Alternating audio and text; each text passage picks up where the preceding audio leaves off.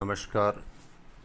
आज की इस वीडियो में हम कक्षा एकादशी विषय जीव विज्ञान के अध्याय 6 जिसका भाग 7 प्रकरण का नाम है अंतःकाष्ठ, रसदारू और कैम्बियम तथा मूल में द्वितीयक वृद्धि, इनके बारे में हम अध्ययन करेंगे।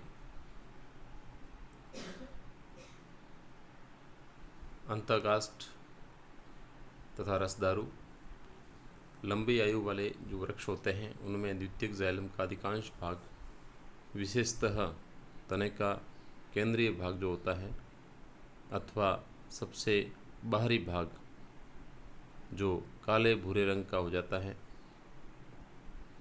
इसे अंतःकाष्ठ या कठोर दारू कहते हैं।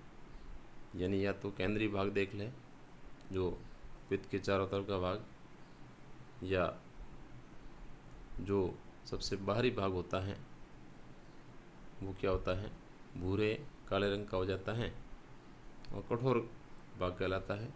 इसे कठोर दारू भी कह सकते हैं या अंतःकाष्ठ भी कह सकते हैं। अंतःकाष्ठ में बहुत से कार्बनिक यौगिक होते हैं जैसे टेनिन है, रेजिन है, तेल, गोंद, खुशबूदार पदार्थ और आवश्यक तेल होते हैं। ये भी इनके लिए आवश्यक होते हैं। ये पदार्थ अंतःकाष्ठ को कठोर बनाते हैं, चिरस्थायी बनाते हैं और लकड़ी को सूक्ष्म जीवियों और कीड़ों से बचाते हैं। ये इनकी विशेषता होती है इन पदार्थों की।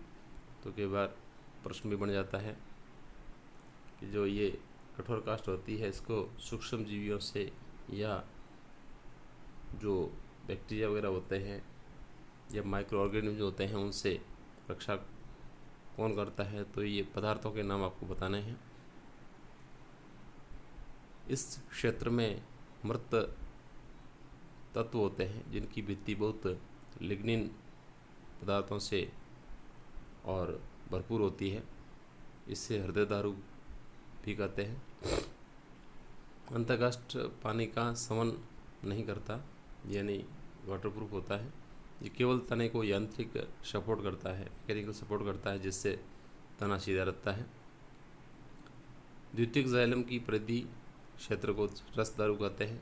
द्वितीयक जाइलम का जो परिधीय क्षेत्र है यानी ग्राउंड में भाग है जो हल्के रंग का होता है और इसमें सजीव पैरेन्काइमा कोशिकाएं पाई जाती है। इसके अंदर पैरेन्काइमा कोशिकाएं सजीव भागों के रूप में पाई जाती हैं। ये मूल से पानी और खनिज लवण को पत्तियों तक पहुंचाता है, ये इसका कार्य होता है।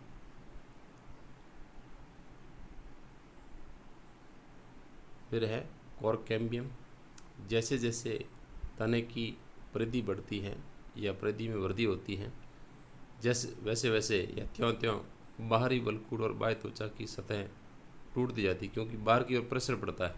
बाहर की ओर प्रेशर पड़ेगा तो बाहर वाले भाग की जो सबसे बाहरी लेयर होती है वो टूटती जाती है। बाह्य त्वचा की जो सतह टूटती है उन्हें नई संरक्षी कोशिका सतह की आवश्यकता होती है। इसलिए एक दूसरे मेरिस्टेमी ऊतक हैं वो तैयार हो जाते हैं, जिसे हम कॉर्क कैम्बियम कहते हैं अथवा कागजन कहते हैं।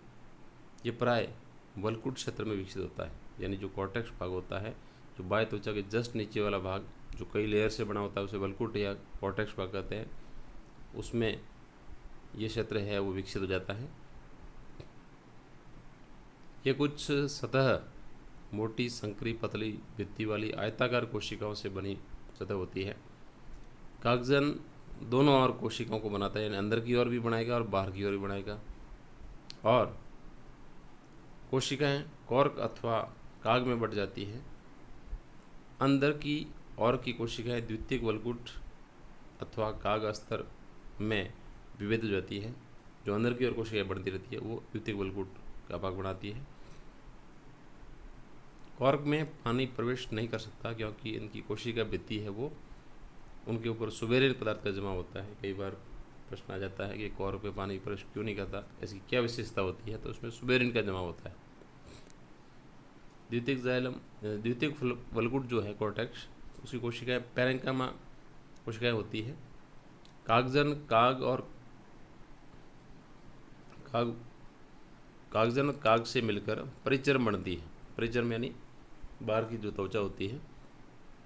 कॉर्क कैम्बियम की क्रियाशीलता के कारण वल्कुट की बाहरी परत तथा बाह्य त्वचा पर दबाव पड़ता है, यानी वल्कुट की जो बाहरी लेयर होती है, कॉर्टेक्स की बाहरी लेयर होती है, जैसे जैसे कोशिकाएं बढ़ती जाती है वैसे वैसे बाहर की तरफ प्रेशर बढ़ेगा तो बाहर की कोशिकाएं टूट जाती है, मतलब लेयर टूट जाती है और अंत में ये परतें हैं वो मृत हो जाती है, यानी धीरे धीरे कि इनमें मात्रा में कमी आ जाती है तो धीरे धीरे ये कोशिकाओं की जो परत बनी वो मृत हो जाती है और ये उतर जाती है, यानी हट जाती है वहाँ से। क्रियाशील कोर कैम्बियम के बाहर जितने भी मृत कोशिकाएं होती है वो छाल वल्क बनाती हैं, जो पौधे की छाल के रूप में कार्य करती है। कोर कैम्बियम के बाहर की तरफ जितने भी मृत कोशिकाएं, तो आपने कोई वृक्षों में देखा होगा छाल जो होती है वो उनकी और मृत कोशिकाओं से बनी होती हैं जो शुष्क होती हैं। छाल वल्क एक गैर तकनीकी शब्द हैं जो वाहिका कैम्बियम से बाहर की तक के ऊतकों को संदर्भित करता है, अतः इसे द्वितीयक फ्लोएम भी कहते हैं। मौसम के शुरुआत में जो छाल बनती है उसे प्रारंभिक या कोमल छाल कहते हैं और मौसम के अंत में जो छाल बनती है उसे पच्छ या कठोर छाल कहते हैं, जो कठोर होती है। कुछ क्षेत्रों में कागजन कोर कोशिकाओं की बजाय बाहर की और पैरेंकाइमा कोशिकाएं बनाता है, कुछ क्षेत्रों में, यानी सभी जगह संभव नहीं है। ये पैरेंकाइमा कोशिकाएं बाह्य त्वचा पर फट जाती है और लेंस के आकार के छिद्र बनाती है जिन्हें वातरंध्र कहते हैं। वातरंध्र जो होते हैं वो पैरेंकाइमा कोशिकाओं से बनते हैं, कोशिकाएं फट जाने से बन जाते हैं, बाहरी त्वचा पर बनते हैं। ये बाहरी वायुमंडल तथा तने की भीतरी ऊतकों के बीच गैसीय पदार्थ जो होते हैं उनका आदान प्रदान करते हैं। ध्यान रखिएगा, वातरंध्र कहाँ पर होते हैं?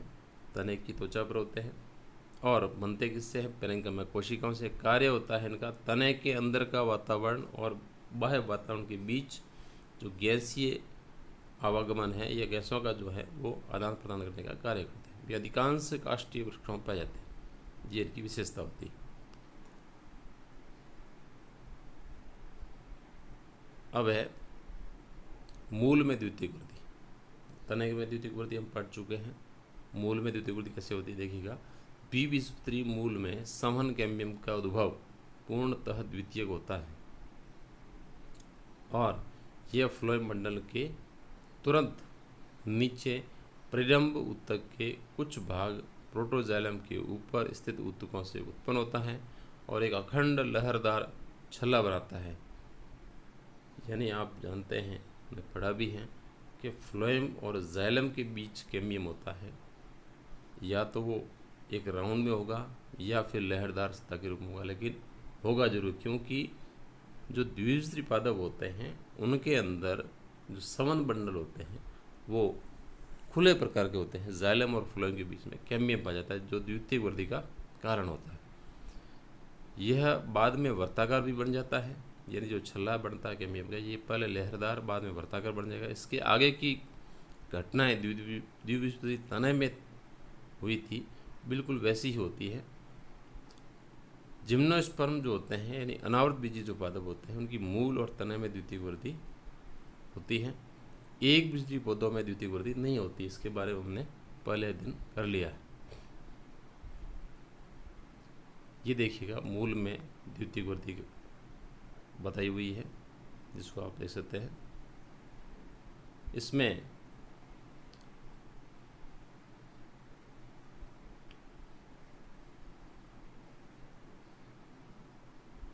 ये देखिएगा बाह्य त्वचा, यानी ये एक आरेखी चित्र दे रखा है मूल का, अनुप्रस्थ काट का। ये सबसे बाहर वाला भाग बाह्य त्वचा है।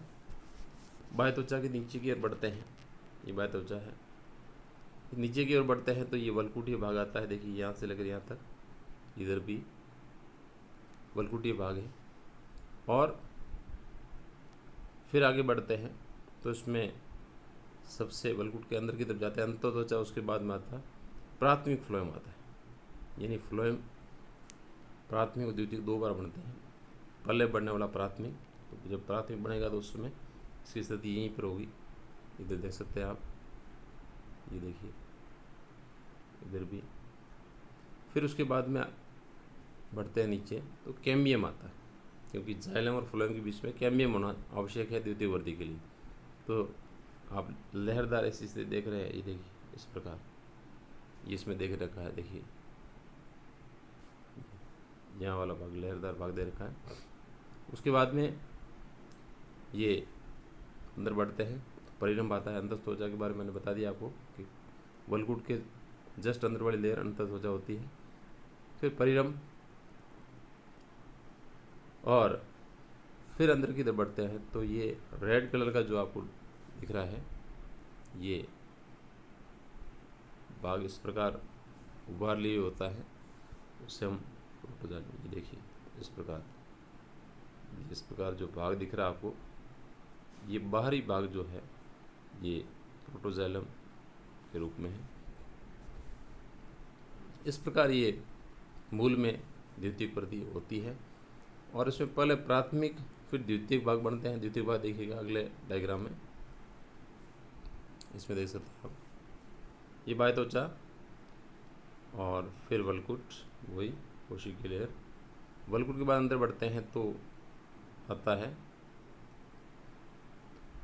द्वितीयक फ्लोएम, ये वाला भाग यहाँ, ये जो राउंड ऐसे दे रखा है, ये द्वितीयक फ्लोएम है। द्वितीयक फ्लोएम के बाद में ये जो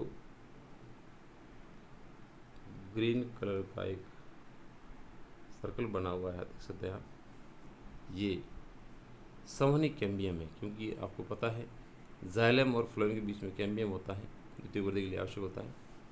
फिर अंदर बढ़ते हैं तो अगला भाग आता है, इस प्रकार उभार लिए हुए सबसे बाहरी भाग को हम प्रोटोजाइलम कहते हैं। प्रोटोजाइलम के बीच पीछे का जो भाग होता है, ये भाग, ये द्वितीयक जाइलम होता है।